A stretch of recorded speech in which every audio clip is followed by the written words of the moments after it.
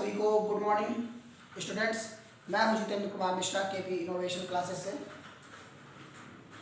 आप सभी लोग अभी तक हिस्ट्री के क्लास में जहां तक पढ़ चुके थे उससे आगे आज हम और पढ़ेंगे।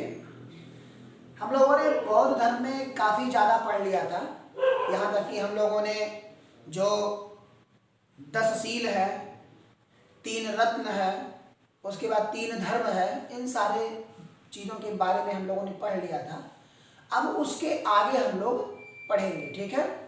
जैसे बौद्ध धर्म के बारे में बहुत सारी चीज़ें हम लोगों ने पढ़ी थी। बौद्ध धर्म के बारे में उनके घोड़े का नाम, उनके सारथी का नाम, उन्होंने क्या क्या देखा, जैसे वृद्ध व्यक्ति देखा, बीमार व्यक्ति देखा, मरे हुए व्यक्ति को देखा, उसके बाद संत को देखा, फिर उनके मन में वैराग्य उत्पन्न हुआ। 29 साल की अवस्था में इन्होंने गृह का त्याग कर दिया। यहाँ तक ये सारी चीज़ें हम लोगों ने पढ़ ली थी। अब उसके आगे हम लोग पढ़ेंगे। कहाँ पढ़ेंगे? अब हम उसके आगे।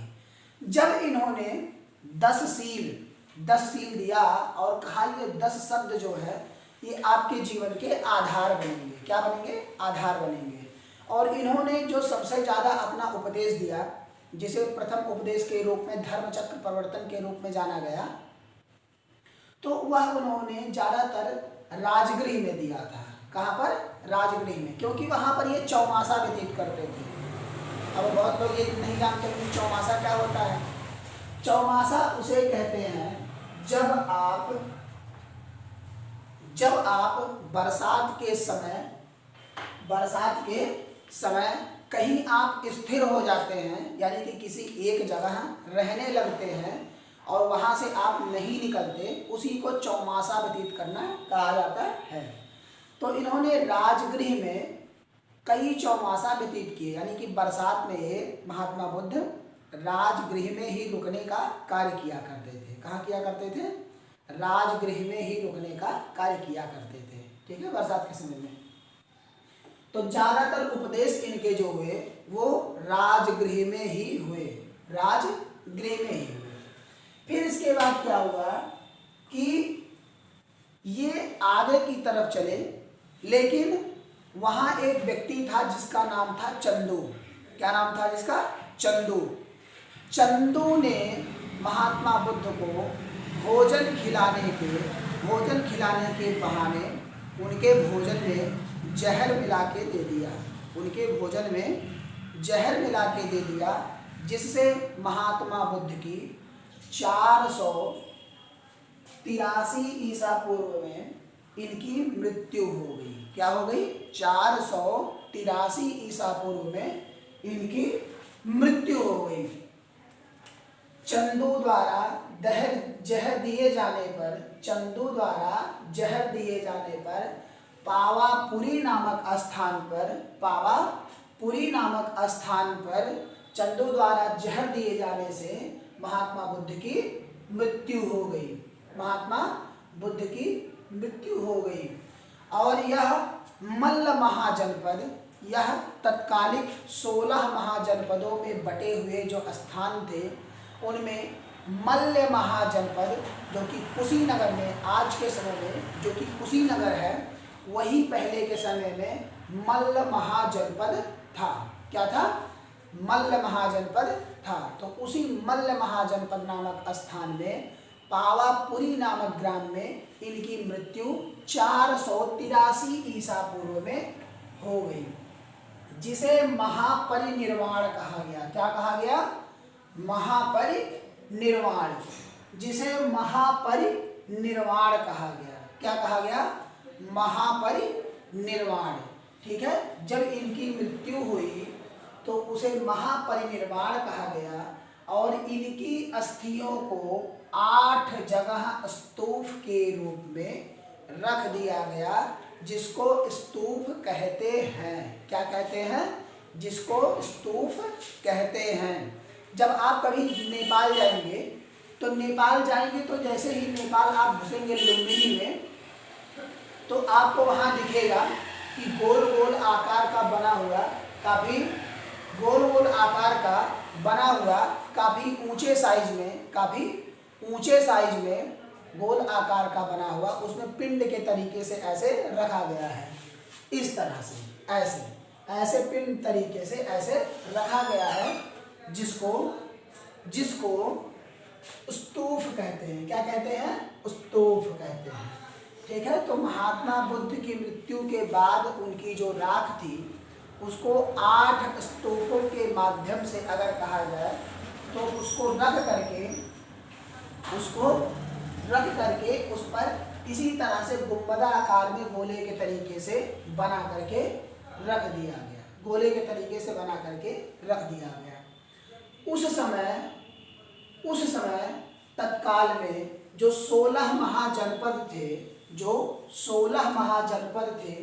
उसमें 4 ऐसे महाजनपद थे जो बहुत ही प्रमुख थे। क्यों? क्योंकि जब महात्मा बुद्ध को कोई उपदेश देना होता था या कहें कि अगर उनको रुकना होता था या चौमासा व्यतीत करना होता था तो क्या कहते थे? वो यहीं पर रुकते थे। पहला था वैशाली, दूसरा मगध। वैशाली जो आपका क्षेत्र था यह लिच्छवी राजाओं का था। इतिहास में जब आप आगे की तरफ पढ़ेंगे, जब आपको 16 महाजनपद हम पढ़ाएंगे तो 16 महाजनपदों में हम बताएंगे आपको कि लिच्छवी को लिच्छवी दौहित्र भी कहा जाता था। ठीक है, लिच्छवी यहाँ महाराजा चेटक का काल था जो लिच्छवी के राजा थे। उस समय लिच्छवी के कौन थे? राजा थे। ठीक है, तो महाराजा चेटक वैशाली में उस समय लिच्छवी के राजा थे। उसके बाद दूसरा था मगध महाजनपद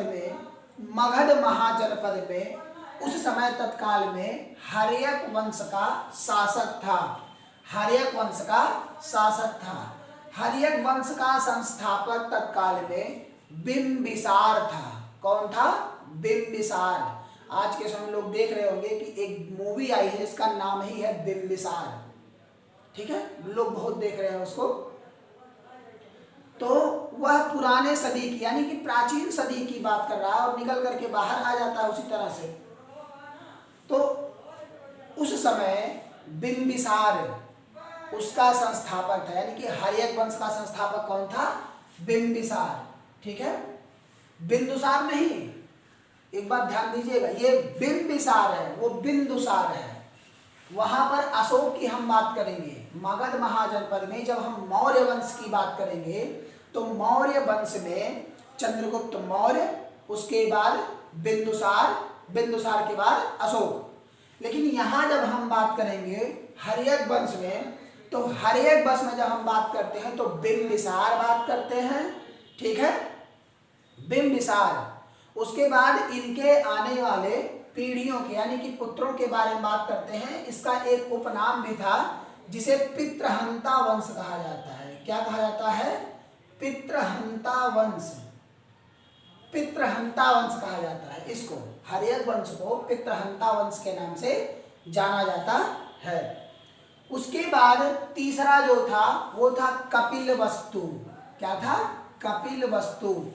वहां के जो उस समय तत्काल में वंश थे वो थे शाक्य वंश।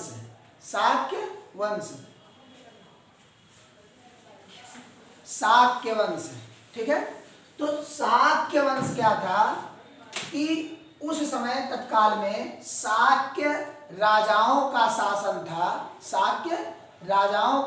था जिसके मुखिया अगर हम कहें तो अभी मैंने आप लोगों को बताया कि शुद्धोधन थे, शाक्यगढ़ के मुखिया थे। कौन? महात्मा बुद्ध के पिताश्री। ठीक है, उसके बाद कुशीनगर यानी कि मल्ल महाजनपद।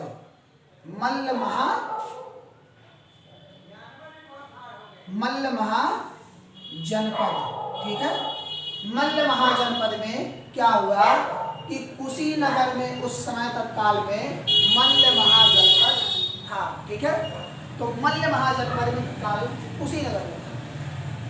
तो यहाँ इनके बहुत ज़्यादा समय व्यतीत हुए अगर कहा जाए तो उसके साथ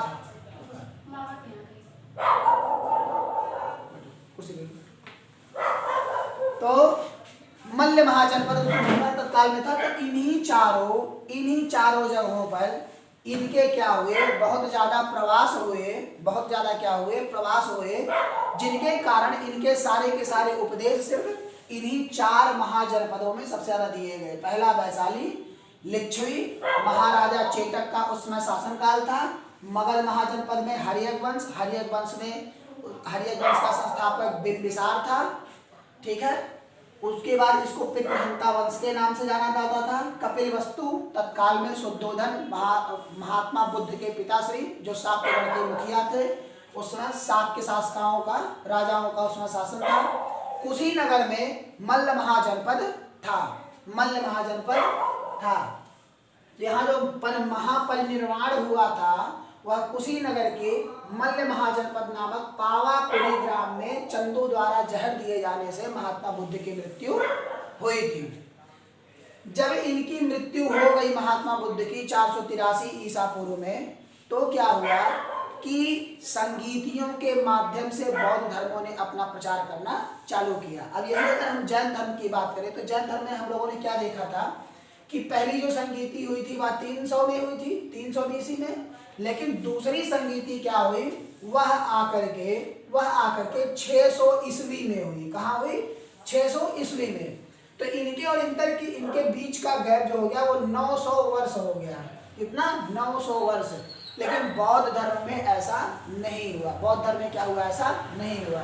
जैसे ही महात्मा बुद्ध की मृत्यु हुई उसी समय तत्काल में संगीतियों का आयोजन हुआ और पहली संगीति 483 ईसा पूर्व में राजगृह नामक स्थान पर, जिसके तत्कालिक शासक अजात शत्रु थे। कौन थे? अजात शत्रु।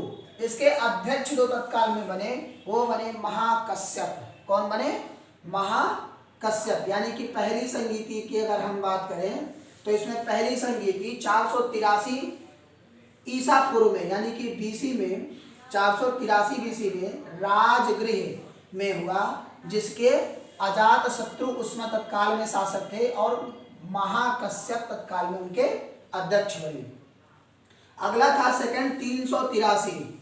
क्या था? 383 यानी कि 100 वर्ष बाद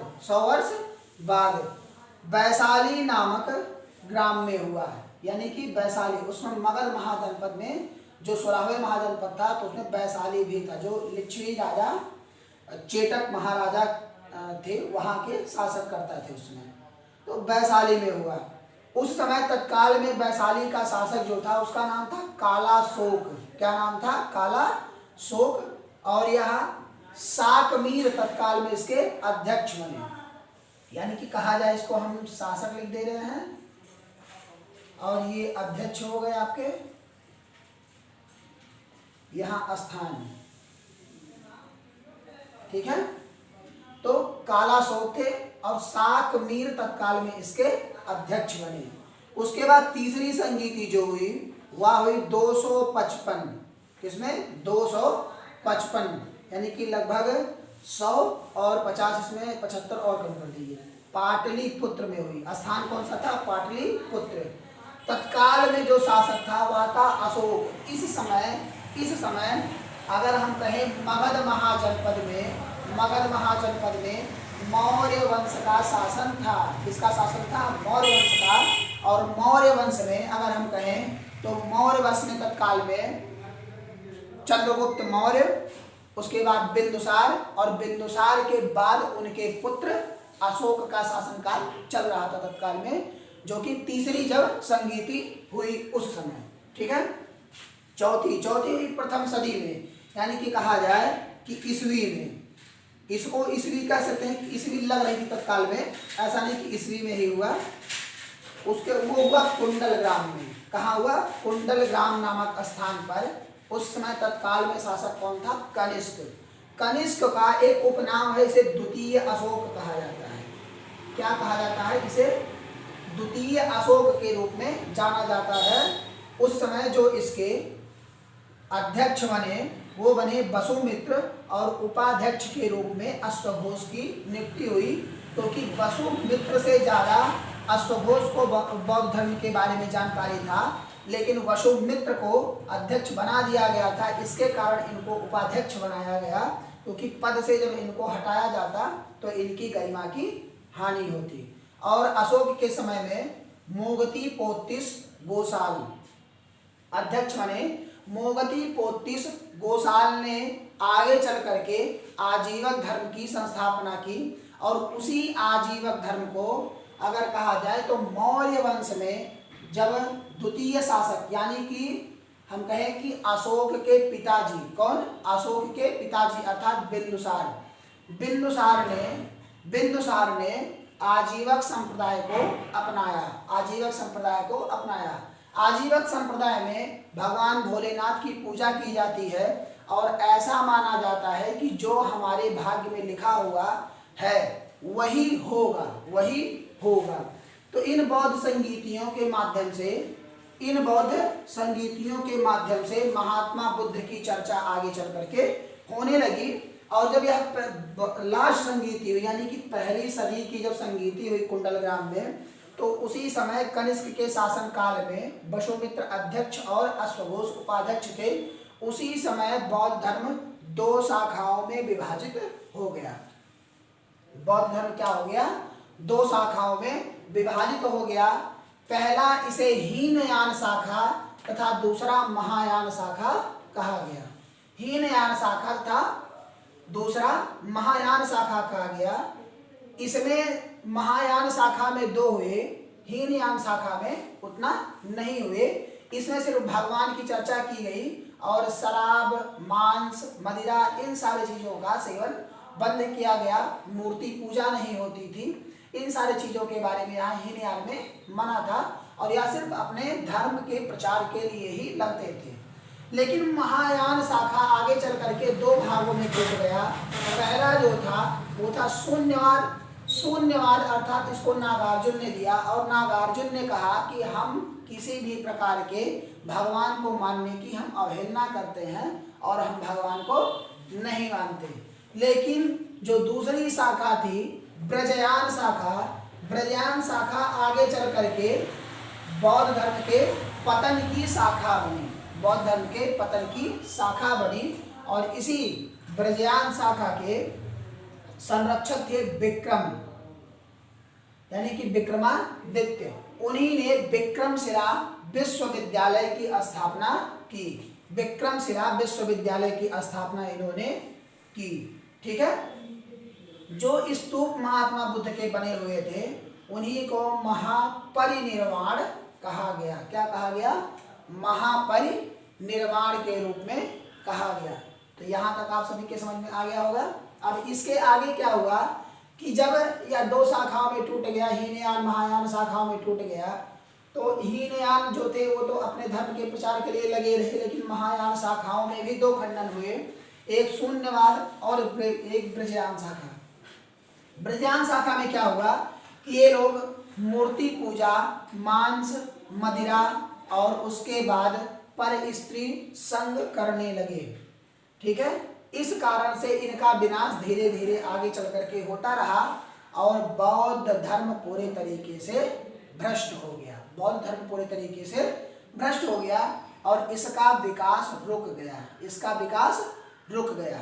और उसी तरह जैन धर्म में भी बहुत सारी कठिनाइयां थी, जिनके कारण जैन धर्म आगे नहीं बढ़ पाया। और बौद्ध धर्म जब महात्मा बुद्ध थे उनके समय में बहुत सारे विकास हुए, जिनके कारण 16 महाजनपदों में 4 मुख्य महाजनपद अभी मैंने बताया कि इसमें बहुत ज़्यादा उपदेश उनके हुए, और चौमासा व्यतीत करने का कार्य भी ये इसी समय में किया करते थे।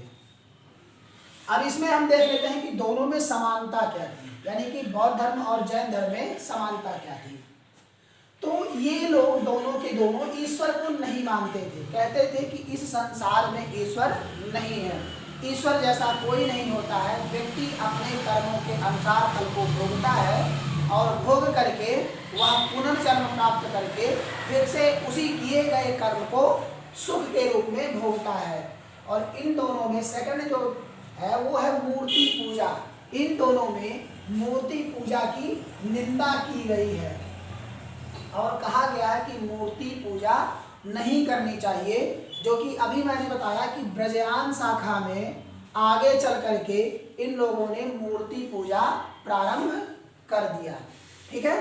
तीसरा है कर्मकांड। ये लोग कर्मकांड पर भरोसा यानी कि पूजा पाठ पर भरोसा ये लोग नहीं करते थे। कहते थे कि पूजा पाठ का मतलब क्या होता है, इसके बारे में किसी भी प्रकार की कोई जानकारी या साक्ष्य प्राप्त नहीं है, जिनके कारण से इन्होंने कहा कि भगवान की पूजा करना मना है, अर्थात हम मूर्ति पूजा अनेक प्रकार से या कहें कि किसी प्रकार के फूल पत्ते अगरबत्ती ये सब के लिए इन लोगों ने मना कर दिया। लेकिन इन दोनों में तीन चीजें ऐसी थी जो कॉमन के तौर पर थी, जैसे कि पुनर्जन्म। पुनर्जन्म में ये दोनों लोग विश्वास रखते थे कि व्यक्ति मरने के बाद दोबारा जन्म लेता है। अभी हाल ही में परसों दलाई लामा द्वारा किए गए समारोह में कुछ लोगों ने अपने आप को ताबूत में रख करके ऊपर सीने के लोटा रख करके अपने आप को ताबूत में बंद कर लिया था। ऐसा करने से बौद्ध धर्म के प्रचारकों ने कहा कि इनका पुनर्जन्म होगा, ऐसी मान्यता आज ये लोग कर रहे हैं। आज ये लोग कर रहे हैं। आप लोगों ने अगर कल का पेपर पढ़ा होगा तो उसमें जरूर निकला रहा होगा। तो ये लोग पुनर्जन्म में भरोसा करते हैं। उसके बाद अगला है मोक्ष। कहते हैं कि मोक्ष हर कीमत पर मिलना ही चाहिए और मोक्ष इन दोनों के लिए समान थे। उसके बाद थी इच्छा। तो इनमें इच्छा थी और इनमें आत्मा थी, यानी कि इच्छा। अगर इच्छा व्यक्ति के पास नहीं है, अगर इच्छा व्यक्ति के पास नहीं है तो उसे कमाने की आवश्यकता नहीं है, वह बगैर कमाए ही अपने इच्छाओं की पूर्ति कर सकता है। लेकिन क्या है कि अगर इच्छा की पूर्ति कुछ ऐसे क्लिष्ट शब्दों से हो, यानी कि अगर कहा जाए किसी ऐसे वस्तु की आवश्यकता हमारी इच्छा प्रकट करे जो बगैर खरीदे ना होने वाला है, तो कहा जाए कि इन इच्छाओं पर वश में मतलब किया जा सकता है, जिससे हमारी आवश्यकताएं कम हो सकती है, और इनमें उन्हीं को आत्मा के रूप में कहा गया है। उसके बाद अगला क्या हुआ कि जब इन समानताओं के बारे में बात हुई, फिर आगे चल करके इन्होंने कहा कि अब बौद्ध एवं जैन धर्म में दोनों में अंतर क्या क्या है, क्यों इतना बौद्ध धर्म प्रभावी हुआ और क्यों इतना जैन धर्म पीछे ही रह गया, इनके क्या कारण थे। तो इनके सबसे पहले जो कारण थे वो थे इनकी भाषा। क्योंकि बौद्ध धर्म की जो भाषा थी वो उस समय तात्कालिक भाषा पाली भाषा थी, और पाली भाषा जैसे आज के समय हम लोग खड़ी हिंदी बोलते हैं या गांव वाली भाषा बोलते हैं तो लोग समझ जाते हैं, उसी तरह से उस समय तत्काल में पाली भाषा सबसे प्रभावी थी। पाली भाषा क्या थी? सबसे प्रभावी थी। लेकिन प्रकृति भाषा जैसे आज के समय में संस्कृत है कि हर कोई नहीं समझ पाता है, उसी समय तत्काल में प्रकृति भाषा उसी तरह से थी जो लोग समझ नहीं पाते थे, जिनसे जैन धर्म आगे नहीं बढ़ पाया और बौद्ध धर्म सही तरीके से चलता रहा। उसके बाद दूसरा आता है नियम। अगर हम नियम की बात करते हैं तो ये हम कह सकते हैं कि नियम अगर सामान्य है तो हर कोई फॉलो करता है, लेकिन अगर नियम कठिन है तो हर कोई फॉलो नहीं कर पाता। उसी तरह से कि जो बौद्ध धर्म के नियम थे वो बहुत ही सरल थे, लेकिन जैन धर्म के नियम बहुत कठोर थे। ठीक है। तीसरा अष्टांगिक मार्ग। इनमें जो गलतियां लोग करते थे या उनको सन्मार्ग पे लाने का कार्य अष्टांगिक मार्ग से किया जाता था, जिससे उनके कष्टों का निवारण हो सके। और इसमें अष्टांगिक मार्ग प्राण त्यागने का तरीका दिया गया था, और इसमें संलेखना विधि था। संलेखना विधि का मतलब ये होता है कि पहले आप एक हफ्ते के अंदर यदि आप मरना चाहते हैं तो 3 दिन तक आप भोजन त्याग दीजिए, 2 दिन पानी त्याग दीजिए, तीसरे दिन सांस लेना बंद कर दीजिए, उसके बाद 7वें दिन आपके प्राण आपसे निकल जाएंगे। इसी वजह को संलेखना विधि कहा जाता है, तो जो कि बहुत ही कठोर था। और इसमें जो अष्टांगिक मार्ग बताया गया, यह कहे कि इन 8 मार्गों पर चलने के बाद व्यक्ति स्वतः से मोक्ष को प्राप्त हो जाता है, उसको मरने की आवश्यकता नहीं पड़ती। अगर संलेखना विधि की हम बात करें तो 16 महाजनपदों में एक महाजनपद के राजा थे जिन्होंने संलेखना विधि द्वारा अपने जीवन का त्याग किया था। वो थे मगध महाजनपद में मौर्य धर्म के संस्थापक चंद्रगुप्त मौर्य। चंद्रगुप्त मौर्य जैन धर्म का अनुयायी था, यानी कि वह जैन धर्म को मानता था। तो एक बार क्या हुआ कि 10 साल का भीषण अकाल पड़ा उस समय मौर्य वंश में, जिनके कारण चंद्रगुप्त मौर्य ने संलेखना विधि द्वारा अपने प्राणों का त्याग कर दिया और वह 1 हफ्ते के अंदर मर गया। स्त्री, चौथा है स्त्री। बौद्ध धर्म में स्त्रियों का सम्मान किया जाता था और उन्हें बौद्ध धर्म में जगह भी दी जाती थी, जैसे आगे की तरफ मैंने बताया है और यहाँ भी कि अपने शिष्य आनंद के कहने पर महात्मा बुद्ध ने सबसे पहले अपनी अगर कहें तो मौसी को यानी कि प्रजापति गौतमी को यहाँ बौद्ध धर्म में स्थान दिया, बौद्ध धर्म में स्थान दिया। उसके बाद क्या हुआ कि फिर उसके बाद एक नृत्यांगना थी जिनका नाम था अमरपाली, उनको भी बौद्ध धर्म में स्थान दिया गया।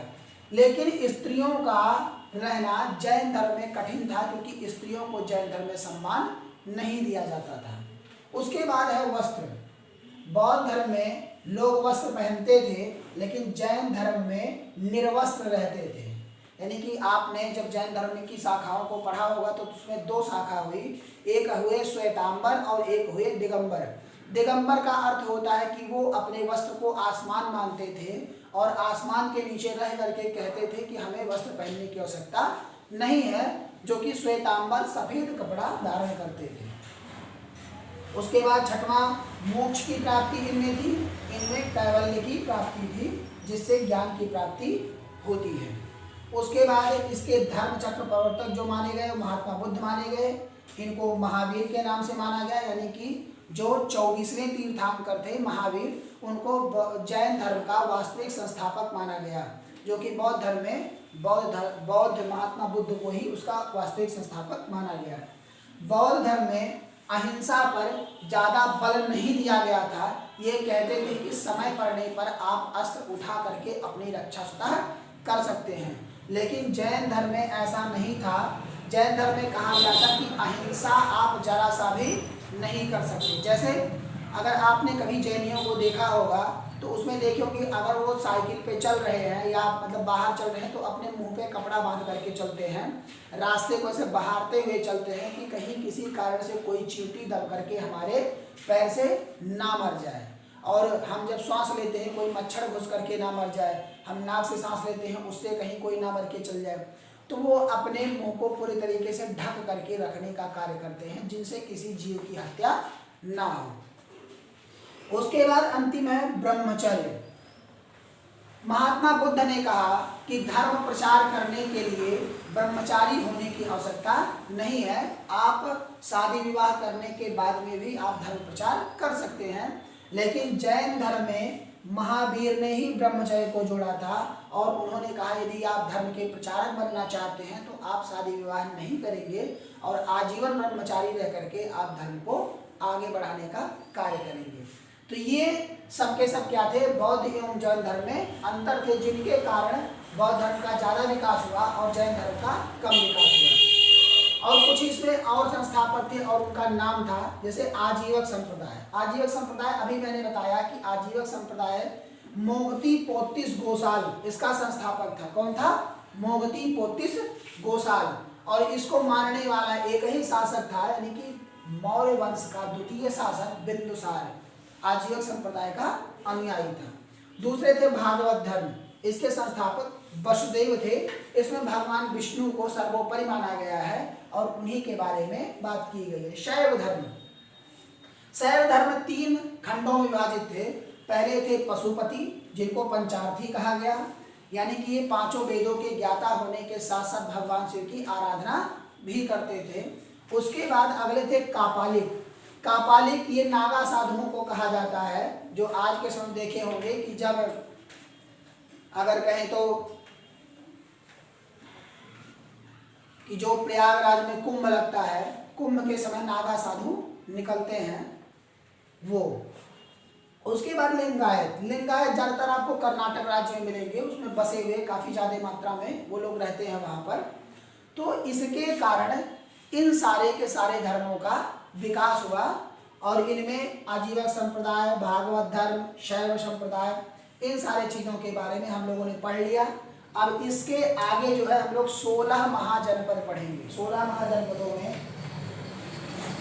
काशी, मथुरा माया, कांची अवंतिका, वैशाली, द्वारिका, धेया, पुरी, तक्षशिला गया, इन सारे 16 महाजनपदों के बारे में हम लोग पढ़ेंगे अब इसके अगले क्लास से।